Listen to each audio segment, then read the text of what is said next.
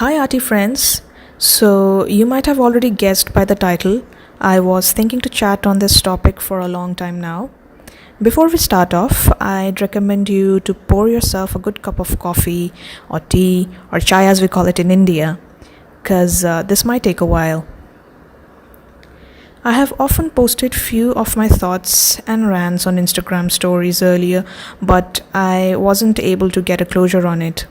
So, I have been pondering a lot on creativity authentication and how creative ideas takes shapes. I could not make any sense of why creativity is so easy to be copied.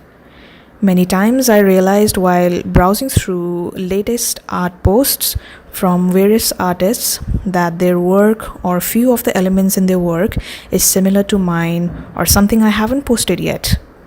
It clearly wasn't an art theft, and I was beating myself up about why my art concept or elements look so similar to others. So, my husband told me about this scientific concept called multiple discovery, also known as simultaneous invention. The hypothesis that most scientific discoveries and inventions are made independently and more or less simultaneously by multiple scientists or inventors. So I'm sure artists who feel my situation can make a clear sense of it. Maybe we can call it simultaneous art?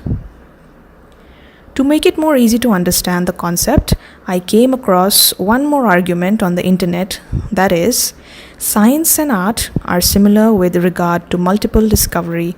When two scientists independently make the same discovery, their papers are not word for word identical, but the core ideas in the paper are the same.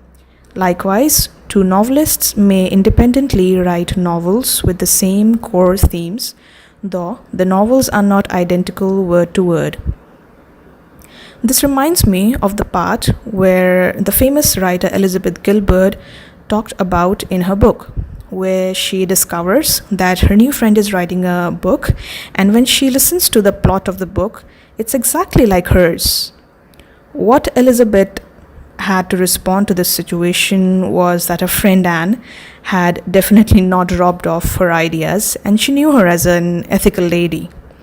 So she concluded this incident in the book with a quote saying that ideas do move from soul to soul, that ideas will always try to seek the swiftest and most efficient conduit to the earth, just as lightning does. To some, it might sound mythical, but I have laid out the most logical theories and arguments to it as well. So it's up to you to agree on that or not. So here it is, guys. Relating to that, there can't be a clearer view on why most of the art we produced in the same timeline looks same concept-wise or element-wise. We are usually feeding on the same sources of inspiration through Instagram, Pinterest, and other creative platforms.